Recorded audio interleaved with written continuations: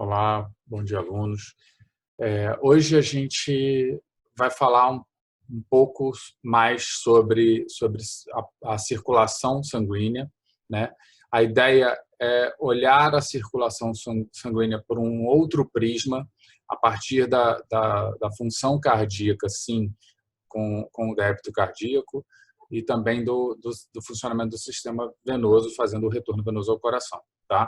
Então, essa serve como uma aula de revisão, né? Porque a gente acaba revendo alguns conceitos para tratar do débito cardíaco e do retorno venoso. Então, assim, o que eu quero que vocês visualizem, né, como primeira parte dessa aula, é que a gente vai abordar essas variáveis agora com uma pegada muito mais para a medicina mesmo, né? Assim, uma pegada mais que vai ter uma aplicação prática, uma aplicação voltada para o uso lá no nosso paciente na beira do leito, porque boa parte do que a gente tem como avaliar nossos pacientes passam por esse entendimento da aula de hoje, porque isso vai ajudar a compor esse entendimento sobre o sistema circulatório. Então, a gente vai falar hoje um pouco de ciclo cardíaco, a gente vai ter que relembrar das válvulas cardíacas,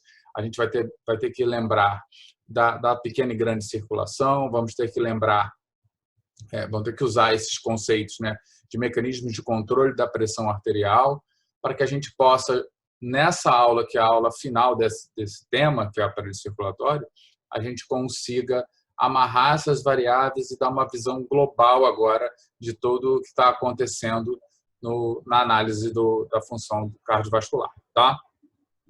Então, hoje falaremos de duas variáveis que estão intrinsecamente relacionadas, que é o débito cardíaco e o retorno venoso. Né? Quando a gente fala dessa relação, o que acontece? O débito cardíaco ele é dependente de diversos fatores, mas o principal fator que vai reger esse débito cardíaco é o retorno venoso, tá bem? Então, assim, como é uma aula que, como eu já falei para vocês, a gente vai começar a entender muito mais da prática, né, de como acontece com o coração do nosso paciente, o nosso coração, né, a gente precisa de um outro conceito chamado índice cardíaco. Por quê? Porque o débito cardíaco, como vocês devem lembrar, a gente calcula débito cardíaco, que é a frequência cardíaca vezes o volume sistólico. Né? Esse débito cardíaco, ele vai, além dessas duas variáveis, ele sofre influência de fatores teciduais, de fatores sobre o nosso metabolismo basal, se a gente está em exercício, né? Se é um paciente mais obeso ou um paciente mais magro, um paciente que tem muita massa muscular, um paciente que tem pouca massa muscular, é um paciente mais idoso. Né? Então, assim, quando a gente olha isso, a gente acaba vendo que tem muitas variáveis que vão interferir nesse débito cardíaco. E hoje há uma tendência natural da gente usar o índice cardíaco para aproximar isso quando a gente fala principalmente de estudos, né? Que a gente começa a ver o volume, o débito cardíaco agora não mais por metro, não mais o débito cardíaco isolado, e sim em relação à massa corporal, né? A nossa superfície corporal, que é medida em metros quadrados, tá bem? Então, assim, só para a gente começar a entender, olha como é que se comporta o débito cardíaco ou o nosso índice cardíaco conforme a gente muda os nossos anos de vida. Então, quando a gente nasce, a gente tem então um índice cardíaco próximo de 2,5, 2,6 litros por minuto por metro quadrado. E isso tem muito a ver com a nossa massa corporal, que ainda é pequena. Né? Quando a gente começa a aumentar, a gente começa a crescer, se desenvolver, a gente vê que tem um pico desse índice cardíaco por volta dos 10 anos de idade. Esse pico é onde a gente tem o ponto ótimo da função, do ganho da função cardíaca. Né? A partir desse ponto, a gente começa a notar que a gente vai perdendo, isso é normal, tá certo? A gente vai perdendo esse volume que já chegou a quase 5 litros por minuto por metro quadrado de área corporal. Isso vai reduzindo ao passar dos anos. E quando a gente vê aquele idoso de 80 anos, mais ou menos, esse idoso ele volta a ter um débito cardíaco próximo daquele débito inicial nosso, né? Agora, vocês vejam, a gente tem um débito muito menor em relação ao nosso superfície corporal. E o que a gente vai tentar explicar para vocês hoje, né, nessa aula, é exatamente isso. Quais são os fatores que ajustam esse débito cardíaco? Por que o débito cardíaco ele aumenta muito até os 10, 12 anos de idade e depois esse débito ele vem reduzindo com o passar dos anos? E isso passa, sim, principalmente pelo metabolismo basal. Então, assim, quanto o nosso índice, a nossa taxa metabólica basal, ela vai interferir diretamente no nosso débito cardíaco, que a gente vai ver daqui a pouco por quê, tá? Mas para que a gente entenda, assim, o débito cardíaco, ele também sofre influência a principal influência dele é o débito cardíaco, é o retorno venoso. Que eu até faço uma brincadeira de chamar de retorno venoso, para que a gente configure, então, que ele é a principal variável, que a gente não esqueça, a gente consiga memorizar que a principal variável sobre o débito cardíaco é o retorno venoso. E por que isso acontece? Isso acontece porque o quanto de sangue que volta ao nosso átrio direito, o nosso retorno venoso, isso vai ser passado à pequena circulação e depois também à grande circulação, através dos átrios para o ventrículo. E aí, assim, a gente lembra, ou deve lembrar, que a gente tem aquela lei de Frank-Starling. O que é a lei de Frank-Starling? A lei de Frank-Starling diz o seguinte: quanto maior o enchimento do ventrículo, isso dentro de limites fisiológicos, melhora a contração desse ventrículo, melhora a força contrátil, melhora o volume de ejeção.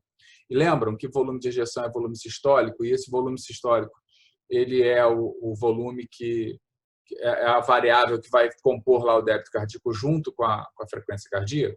Então, se a gente tem um melhor retorno venoso, um maior retorno venoso, eu tenho também um aumento do enchimento dos ventrículos, e isso faz com que a lei de Frank-Starling atue melhorando a força contrátil desse coração, voltando a frisar que é dentro de limites fisiológicos, né?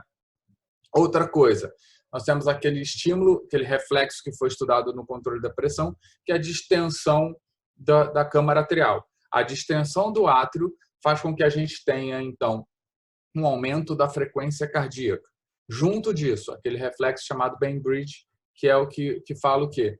Que o aumento, essa distensão atrial faz com que o átrio aumente a força contrátil dele, mas aumente principalmente a frequência cardíaca, a velocidade de despolarização do nó sinusal, tá? Isso, então, aumenta a frequência cardíaca. Vejam de novo por que ele é o retorno, né?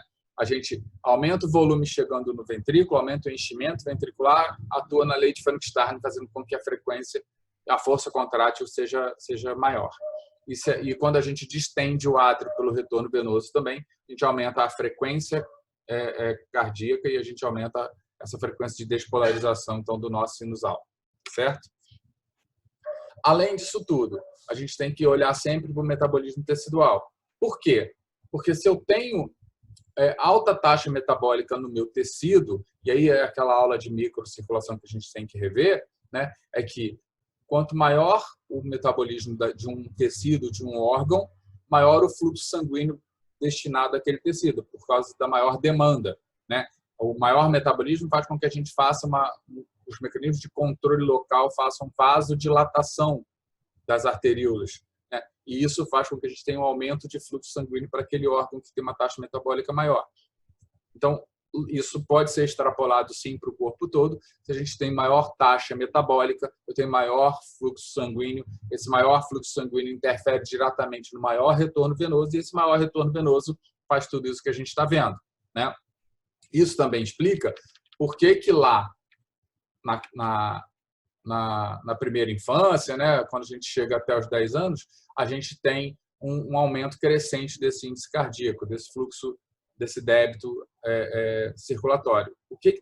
Por que isso está acontecendo? Porque eu estou em fase de crescimento, né? O meu organismo está passando por inúmeras modificações e eu tenho um anabolismo muito grande, eu tenho um crescimento tecidual muito grande, um desenvolvimento corporal muito grande, e isso faz com que a minha taxa, o meu metabolismo tecidual esteja muito aumentado. Conforme maior o metabolismo, maior o retorno venoso. Se aumenta o retorno venoso, aumenta o débito cardíaco e, consequentemente, aumenta o índice cardíaco também. Tá?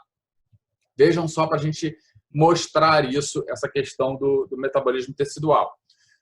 Nesse gráfico, o que a gente vê é o seguinte, eu tenho dois traçados. Uma linha azul que mostra o consumo de oxigênio por determinado tecido e eu tenho o débito cardíaco. E vejam que eles estão em paralelo, ou seja, quanto maior o meu consumo de oxigênio, maior o débito cardíaco. Maior o consumo, maior o débito cardíaco.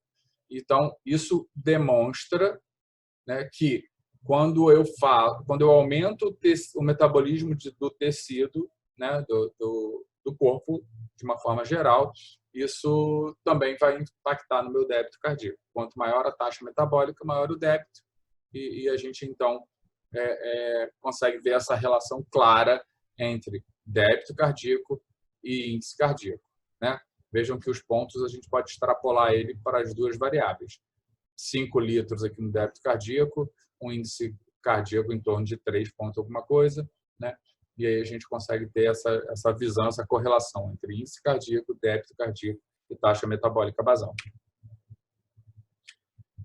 Além disso tudo, tem um outro fator chamado resistência periférica total. Essa resistência periférica total mostra o seguinte, a minha resistência vascular faz com que eu tenha uma interferência direta no meu retorno venoso, né? E essa resistência vascular periférica total, ela tem a resistência arterial, sim, mas ela também tem a resistência venosa, o tônus venoso, né? Nossa circulação venosa, né? Ela é o grande reservatório de volume desse sangue, né? 2/3 do volume sanguíneo circulante estão na parte venosa da circulação, né? Então, se o tônus dessa parede vascular, e a gente vai voltar a falar disso, dessa parede venosa, aumenta o retorno venoso, isso também vai interferir lá no meu débito cardíaco, tá bem? E aí, só para que a gente entenda isso, como é que acontece no corpo humano, na situação de saúde, de doença, esse gráfico mostra bastante isso, tá?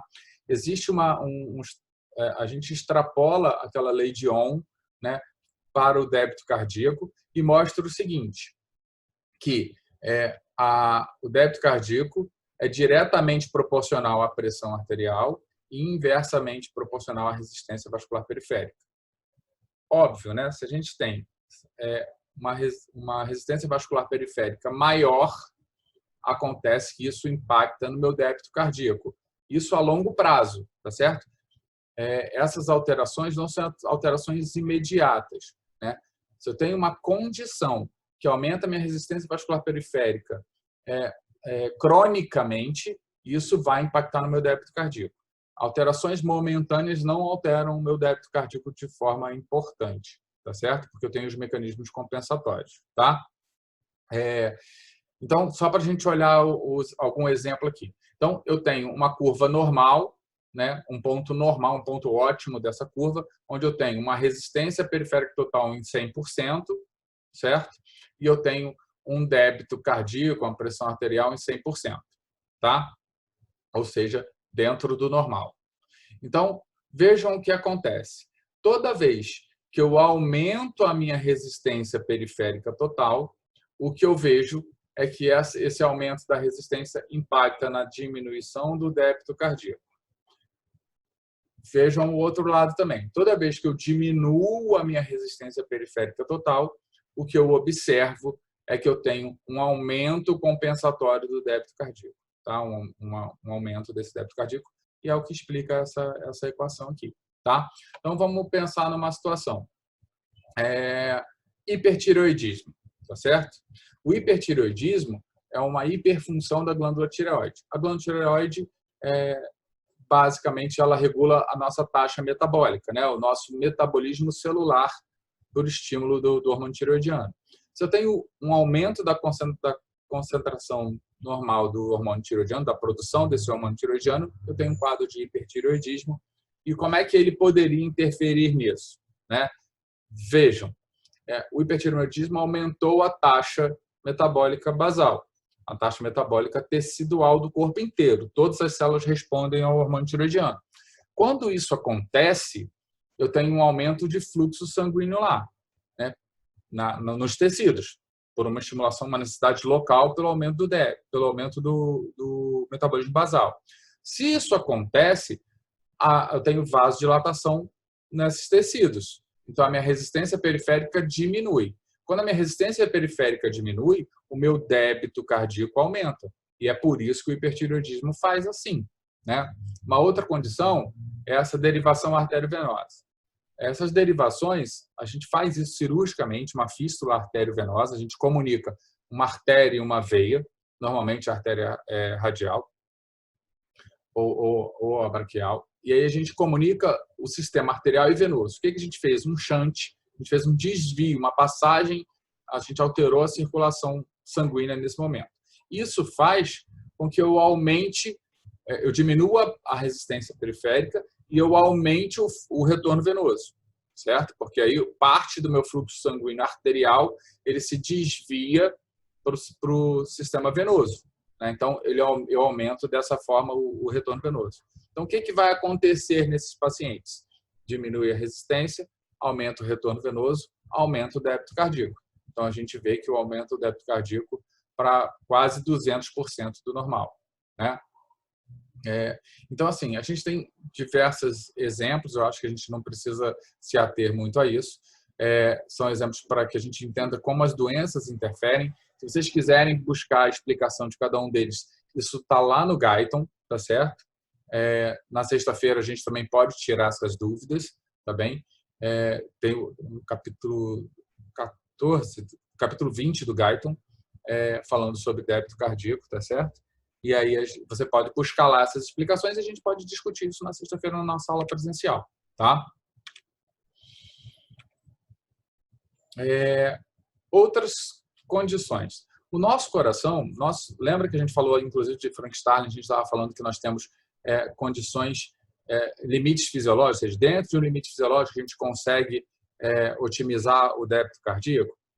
O que eu quero que vocês comecem a ver também é que nós temos mecanismos de adaptação do débito cardíaco, sim, e esses mecanismos de débito estão mostrados principalmente aqui nesse gráfico. Olhem comigo. Lá na linha verde, eu tenho um débito cardíaco normal relacionando retorno venoso ao débito cardíaco. Está com pressão arterial direita?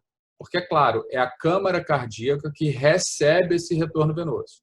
O que eu quero que vocês vejam? Então, em condições normais, como a pressão arterial média direita, normal, é considerada no zero, tá certo? Então, em condições normais, o meu débito cardíaco está aqui, ó, em torno de 5 litros, que é o valor normal de referência para um homem de 70 quilos, tá certo?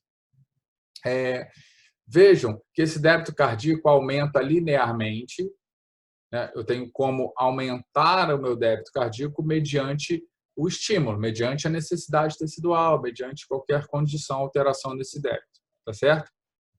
Esse valor de 5 litros é em repouso.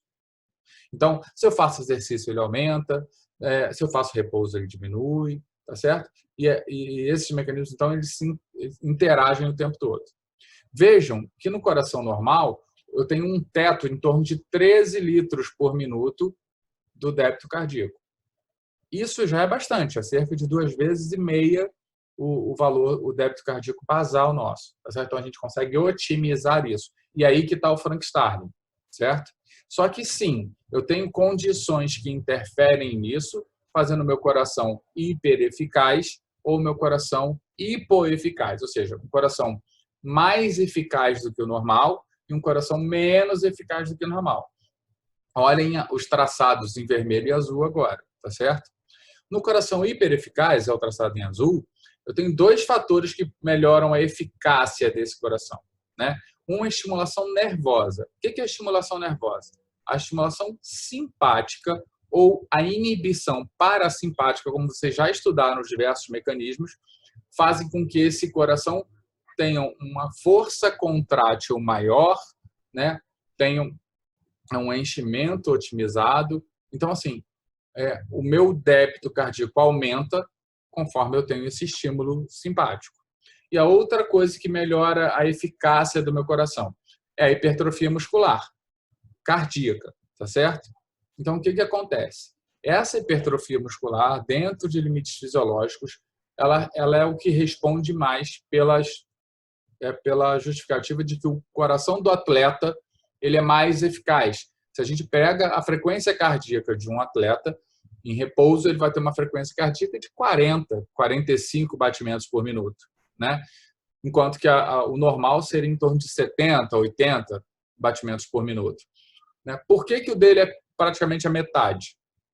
Porque esse coração, ele, pelo treinamento físico dele, por ele ser um atleta, ele desenvolveu massa muscular cardíaca e esse coração, então, ele é mais forte, ele é mais eficaz. Então, com menor frequência cardíaca, ele consegue sustentar o mesmo débito cardíaco basal, tá certo?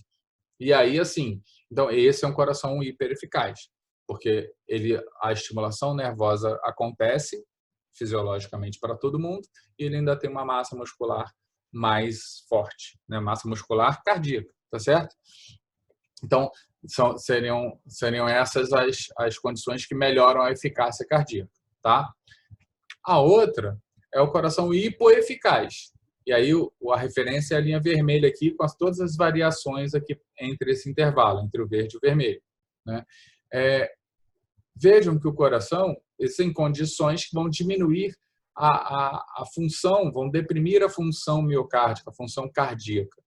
Essas condições, elas respondem, então, por um débito cardíaco alterado para menos, né? Um débito cardíaco comprometido, tá? Então, assim, hipertensão arterial é um caso disso, né? O que está acontecendo na hipertensão arterial? Eu tenho um aumento da resistência vascular periférica e isso dificulta a ejeção do meu coração. Isso vai me trazer uma hipoeficácia, cronicamente, obviamente, né? A doença é uma doença crônica. Se eu tenho inibição nervosa, então, se eu tenho alguma condição em que eu tenho uma lesão nervosa, por exemplo, paciente tetraplégico, né? Esse débito cardíaco cai porque esse coração ele deixa de ser tão eficaz. E aí, onde é que está o mecanismo da inibição nervosa? Meu tônus periférico está comprometido e o tônus venoso está comprometido pelo sistema, pela lesão nervosa e não ter mais a estimulação simpática desse tônus venoso. Então, o retorno venoso ele diminui e esse coração fica menos eficaz, tá certo? Se eu tenho uma condição de arritmia cardíaca, também acontece isso, né? Eu tenho um ritmo cardíaco alterado, minha sístole e diástole não estão mais ritmadas, elas não têm um tempo adequado, principalmente quando a gente compromete a diástole, o tempo de diástole. Então, se ele não enche direito, a contração dele vai fazer um volume de ejeção menor, um volume sistólico menor, o débito cardíaco também cai. Se eu tenho doenças valvulares, né? Se eu estou falando lá, eu tenho uma estenose, um fechamento ou uma insuficiência, uma regurgitação da válvula aórtica, por exemplo. Então, o meu ventrículo esquerdo, se eu tenho estenose, ele vai ter dificuldade de ejetar o seu conteúdo na aorta porque a válvula não está se abrindo adequadamente. Isso vai fazer um coração hipoeficaz. Se eu tenho uma insuficiência arterial uma insuficiência valvular nessa aorta, eu também tenho hipoeficácia porque parte do sangue que é ejetado na aorta retorna ao ventrículo esquerdo na diástole, porque essa válvula não fecha, não oclui de forma eficiente, impedindo o retorno do sangue da aorta para o ventrículo.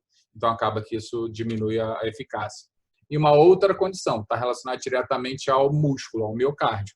Se eu tenho uma condição de hipóxia miocárdica, a gente já sabe que esse músculo depende do metabolismo glicolítico, né, aeróbico, para fazer a sua contração, para produzir o ATP e ter uma contração mais eficiente. Se eu tenho hipóxia miocárdica, má circulação nesse músculo, ou seja, condições de angina, condições de infarto, esse músculo, então, ele perde a eficácia na sua contração, porque agora o mecanismo está faltando ATP para a actina e miosina se relacionarem na contração, como vocês já viram lá na musculatura esquelética, tá? Toda vez que eu tenho um coração, um débito cardíaco hipoeficaz, ou seja, uma diminuição do meu débito cardíaco, em níveis críticos, eu vou comprometer a circulação, né? Desculpem, eu vou comprometer a capacidade de nutrir os tecidos. Então, eu tenho choque cardiogênico, a minha bomba cardíaca está falhando, tá certo? Jogando outra luz sobre isso, né? Lembrar que dos efeitos do sistema nervoso sobre a pressão arterial.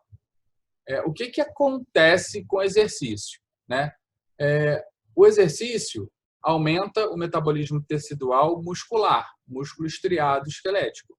Se eu aumento o metabolismo tecidual, eu tenho a compensação local, que é vasodilatação arteriolar. Essa vasodilatação, ela leva ao aumento do fluxo sanguíneo naquele território que é o músculo estriado esquelético, né?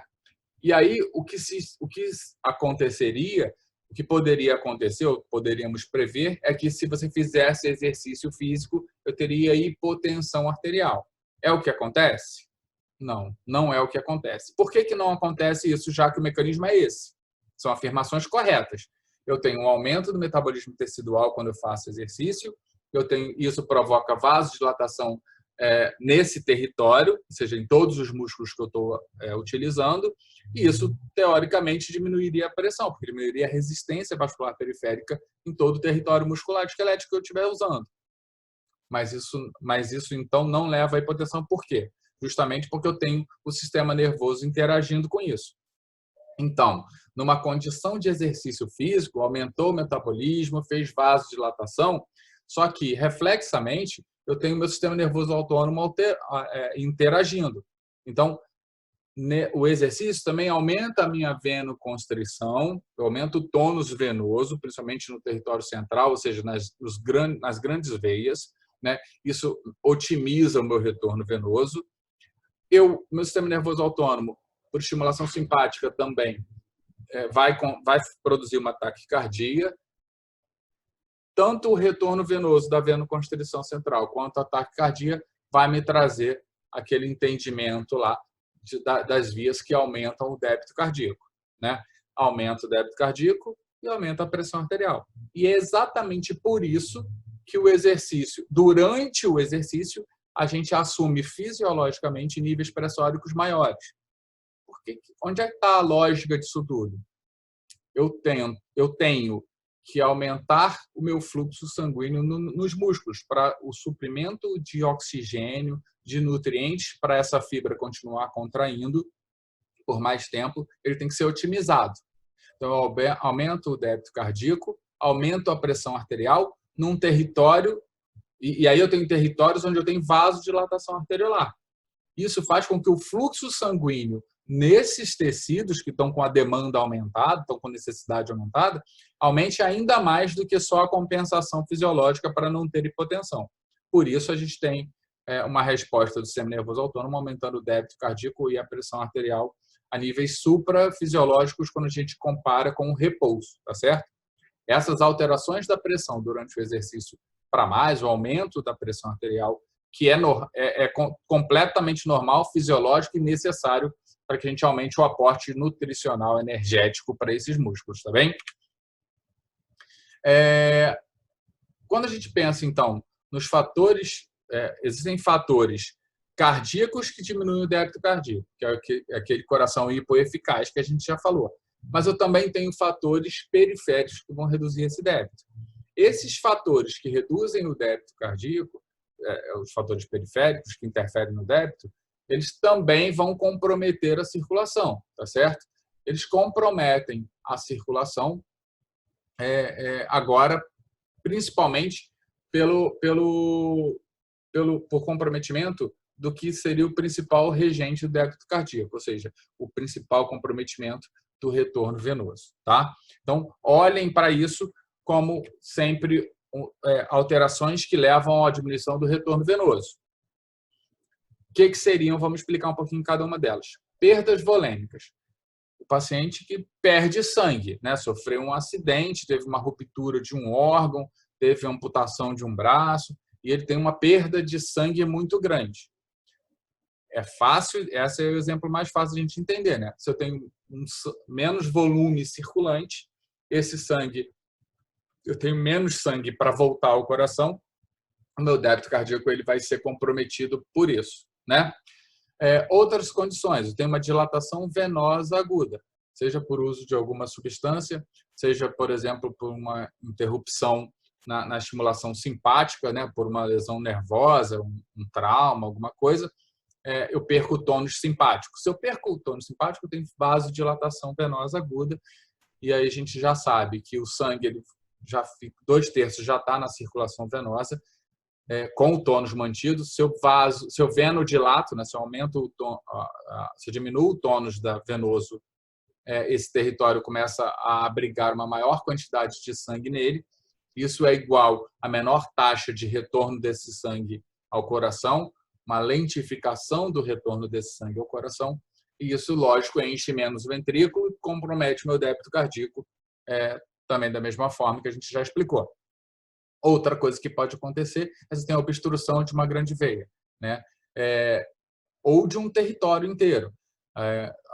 Sim, existe uma condição clínica que é chamada tromboembolismo pulmonar, por exemplo. Esse tromboembolismo pulmonar, o que ele faz?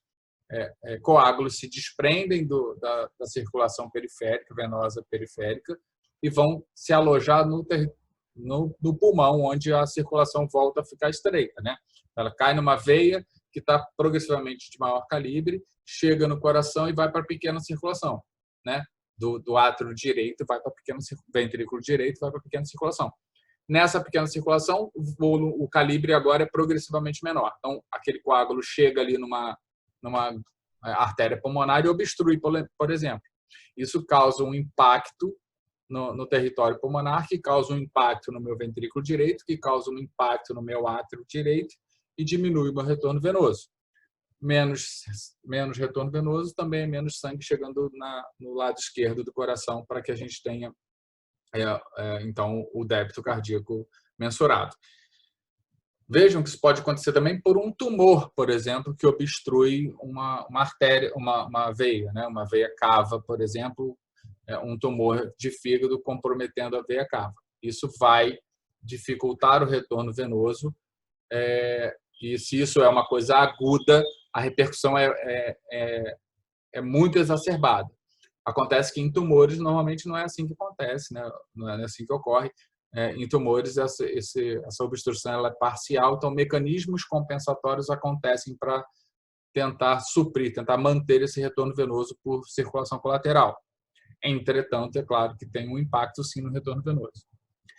Uma outra coisa que aí, às vezes, a gente tem uma dificuldade de entender é a massa corporal diminuída. Então, eu quero que vocês prestem atenção, que é o seguinte: se eu tenho um paciente, né, um senhor idoso, que a gente, conforme vai envelhecendo, existe uma estimativa de que a partir de 50 anos a gente perca 3% da nossa massa corporal magra por ano.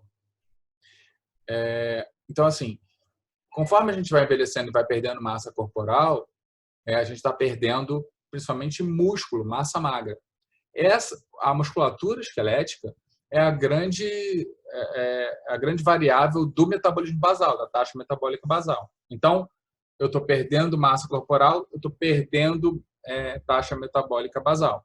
Se o meu metabolismo, e aí serve também para o item de baixo, né? Se o meu metabolismo tecidual está diminuído, meu consumo energético está diminuído, a minha circulação, então, ela vai estar diminuída nesses territórios, e isso faz com que eu tenha uma diminuição do sangue que passa ali e uma diminuição do retorno venoso, certo?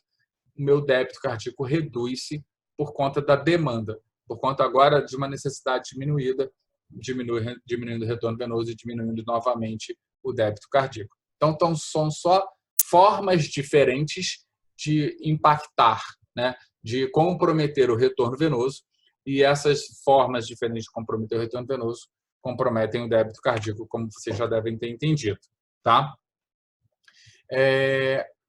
Esse débito cardíaco, a gente consegue fazer, a gente deve sempre fazer uma análise quantitativa desse débito, ou seja, procurar entender quais são as variáveis que estão interferindo nesse débito cardíaco, tá? E aí, o que eu quero que vocês entendam um conceito que parece a mesma coisa, né? Que é a pressão de enchimento sistêmico e a pressão de enchimento circulatório, tá? O que é pressão de enchimento sistêmico? É quando a gente desconecta o coração do sistema, né? Imagine que a gente substituísse experimentalmente o coração por uma bomba, né, mecânica, né? Isso acontece nas vias clínicas, isso acontece quando a gente faz circulação extracorpórea na cirurgia cardíaca, né? Mas imagine que eu fiz isso, se eu interromper isso, essa pressão, tirar o coração desse sistema e medir a pressão de enchimento, eu vou ver que eu tenho uma pressão de mais ou menos 7 milímetros de mercúrio. O que é essa pressão? É a pressão que o volume circulante faz dentro dos vasos, certo? Ou seja, sem a interferência do débito cardíaco, qual é a pressão que somente o volume circulante faz nos vasos? Isso é uma pressão de 7 milímetros de mercúrio. Essa variável é interessante para a gente estudar daqui a pouquinho. A gente vai ter que mexer nesse conceito, tá? A outra é a pressão de enchimento circulatório. Se eu tirar se eu fizer uma parada cardíaca, qual é a pressão exercida nesses vasos na circulação periférica, tá? Essa variável, ela é um pouco mais complexa e eu acho que a gente não precisa nesse momento entrar nela, tá? Discutir a fundo esse conceito. Mas o que eu quero que vocês entendam? Pressão de enchimento sistêmico tem o território venoso e arterial. Pressão de enchimento circulatório tem o território arteriolar e capilar, tá certo? E a terceira variável que interfere quantitativamente no débito cardíaco é a resistência ao retorno venoso. Então, quanto maior a dificuldade para ter retorno do sangue ao coração, menor o retorno venoso e, consequentemente, o impacto no débito cardíaco, tá? Vamos mostrar um pouquinho disso, tá bem? Então, olha lá. Eu tenho um gráfico aqui onde eu tenho um retorno venoso dado em litros por minuto e eu tenho uma pressão atrial direita, tá? Quando eu tenho uma pressão de enchimento sistêmico normal, em torno de 7 milímetros de mercúrio, né? O meu retorno venoso ele vai ser maior quanto menor for a pressão no átrio direito, certo? Então, a minha pressão atrial normal ela varia de menos 4 a mais 4, tá certo? Esses são os valores fisiológicos. Numa faixa mais estrita, de menos 2 a mais 2, tá? Essa pressão normal, então, faz com que eu tenha, essa pressão atrial normal faz com que eu tenha um ponto de platô no retorno venoso. Conforme a pressão atrial vai aumentando, conforme eu vou alterando a minha pressão de enchimento sistêmico, eu também altero diretamente a minha pressão atrial, né? Então, quanto maior o enchimento, maior a pressão no átrio. E se essa pressão atrial aumenta a 7, eu tenho uma parada, eu tenho zerado o retorno venoso. O que significa isso? A pressão do meu átrio se igualou à minha pressão de enchimento sistêmico, ou seja, eu não consigo ter fluxo sanguíneo do meu território venoso para dentro do meu átrio direito para encher esse átrio. E aí você vê que isso aqui para, e se a gente tivesse uma comparação do débito cardíaco nesse gráfico, vocês veriam também que o débito cardíaco também para, tá certo? Então, dentro dessa faixa de variação, até no máximo mais 7, eu consigo ter retorno venoso e consigo ter débito cardíaco. Agora, vejam, quando essa linha aqui começa a cair, né, vejam que, já antevejam que o débito cardíaco também começa a ficar menos eficaz, por todas aquelas questões que a gente já explicou, tá certo? Se eu tenho uma pressão de enchimento menor, e aí é o grande raciocínio disso tudo, se eu tenho uma pressão de enchimento menor, eu tenho uma capacidade de retorno venoso menor também. E isso explica por que quando eu tenho lá aquele paciente que perdeu sangue, que perdeu volemia, ele perdeu o débito cardíaco, né? Por quê? A minha pressão arterial normal não varia de -4 a +4. Então, assim, se a minha pressão de enchimento sistêmico caiu porque eu perdi volume, lembrem, pressão de enchimento sistêmico é aquela pressão que o volume sanguíneo faz nos vasos, tá certo? Então, se eu tenho menor volume para um mesmo continente, são todos os vasos da nossa circulação, é óbvio que a minha pressão de enchimento cai ali, né? A pressão que o sangue faz na parede dos vasos ali, ela é menor. E se ela é menor, né? Eu tenho um retorno venoso menor e, consequentemente, um débito cardíaco menor. Agora, se eu tenho uma pressão de enchimento sistêmico alterada para mais, vejam que eu tenho um retorno venoso muito acima do que seria a taxa normal, né? Eu tenho um retorno venoso muito acima e esse platô ele vai caindo de forma mais lenta e ele só vai chegar a zero se a minha pressão arterial direita estiver lá nos 14, tá certo? Só para vocês entenderem as variações que acontecem quando eu tenho uma interferência no meu volume de enchimento sistêmico, tá certo? Só para vocês tentar usar um exemplo prático para vocês entenderem. Se eu tenho um paciente que perdeu muito sangue e chegou no pronto-socorro, a primeira medida que eu faço é corrigir o sangramento no mesmo tempo em que eu estou aumentando o volume sistêmico. Como é que eu aumento o volume sistêmico? Pego um acesso venoso e começo a infundir sangue, concentrado de hemácia, né? ou soro, tá certo? E isso faz com que eu encha novamente o sistema, né? Eu aumente a volemia, e quando eu aumento a volemia, eu trago, o que eu estou querendo é que eu tenha um retorno venoso melhor, para que eu tenha um débito cardíaco melhor, e isso gere uma pressão de perfusão melhor, uma pressão arterial média melhor, tá bem? Vejam que a gente tem que retornar a todos esses conceitos que a gente viu até agora, tá?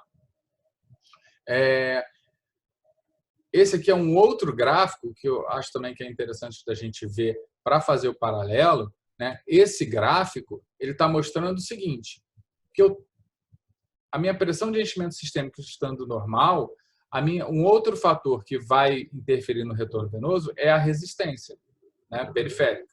Essa resistência venosa periférica, ou resistência periférica total, quando ela está normal, né, em valores normais, a curva é igual àquela que a gente viu aqui atrás, né? A curva é muito semelhante a essa daqui. A resistência vascular periférica também está normal. Quando eu vejo, quando eu altero a resistência, eu também altero o meu retorno venoso. Se eu tenho uma resistência aumentada, o meu retorno venoso cai, mesmo que o meu sistema tenha uma pressão estável de enchimento, em torno de 7. Tá? Se eu diminuo a resistência à metade, eu mais do que dobro o meu retorno venoso. Tá certo? E vejam que assim também eu consigo aumentar ou diminuir o meu débito cardíaco indiretamente. Tá? E como é que a gente entende tudo isso, transformando isso numa fórmula para que aquelas pessoas que gostam mais dessa parte matemática, né, mais de cálculo, consigam entender esse gráfico, né?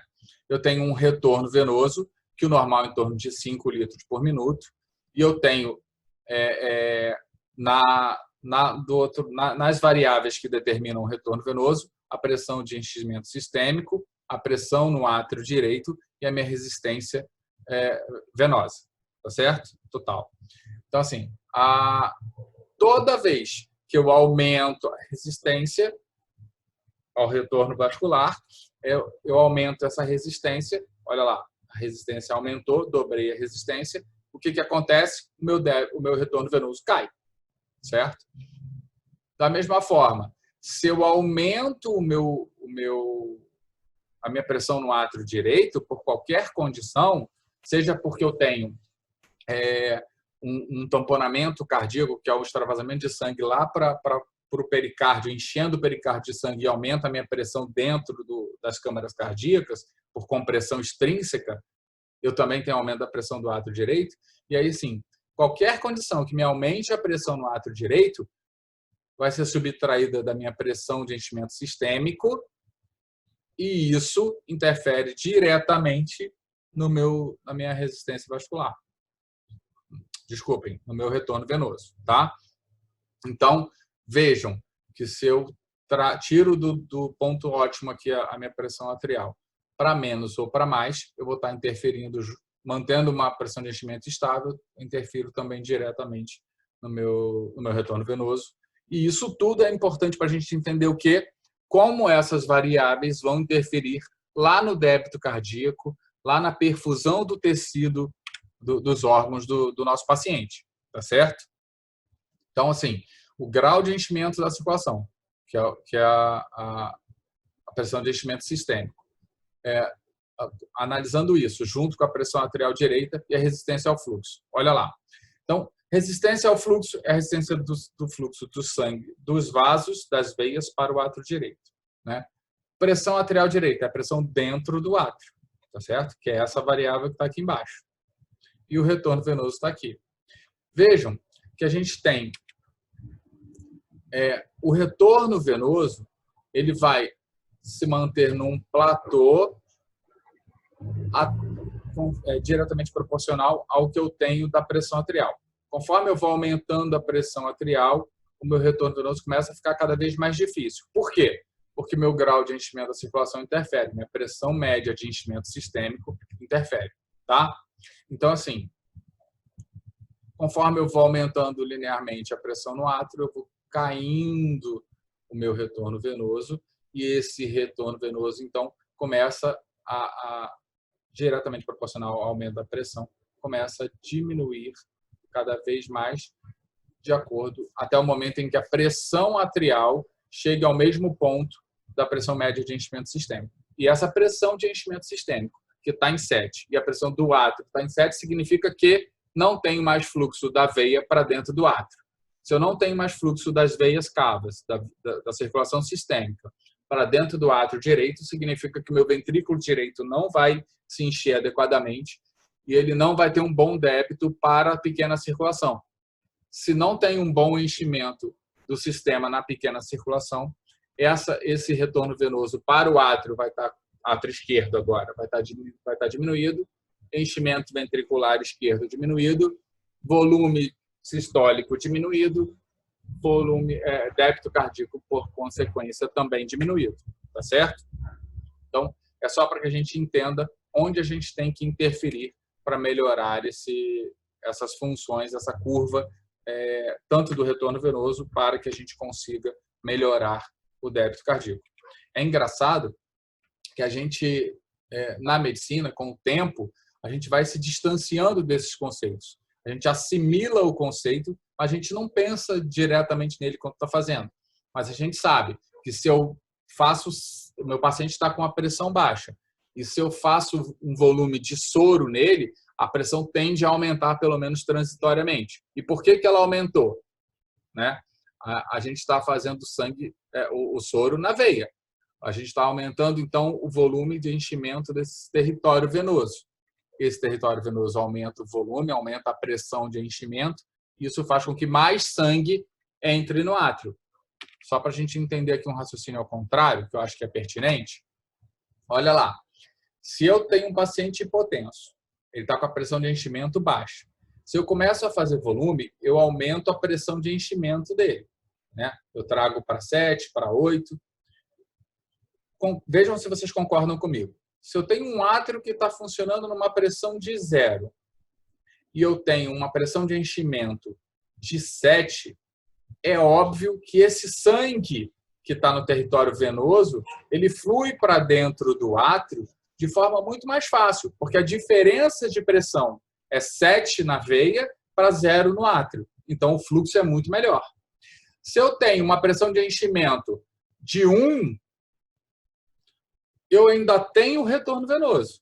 Né? A diferença da pressão de enchimento, ela está em 1, eu ainda tenho retorno venoso. Por quê? Porque eu tenho 1 contra 0.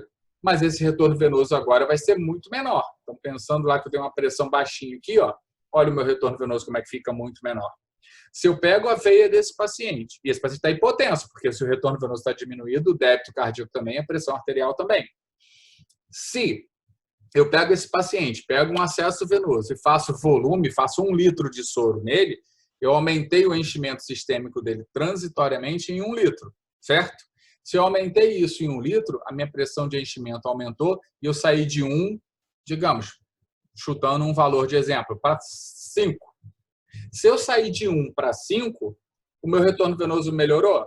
Obviamente, porque a diferença de pressão do que o território venoso para o átrio direito, a diferença ficou em 5 agora e não mais em 1. Então, o sangue entra no átrio de forma mais fácil, em maior quantidade, mais rápido, e isso faz com que eu tenha uma fração de ejeção do ventrículo melhor, ventrículo direito melhor, e, consequentemente, um enchimento do átrio esquerdo melhor, e uma contração do ventrículo esquerdo melhor, aumentando meu débito cardíaco. Tá? Espero que tenha ficado entendido dessa forma quando a gente faz esse raciocínio de formas variáveis. Tá?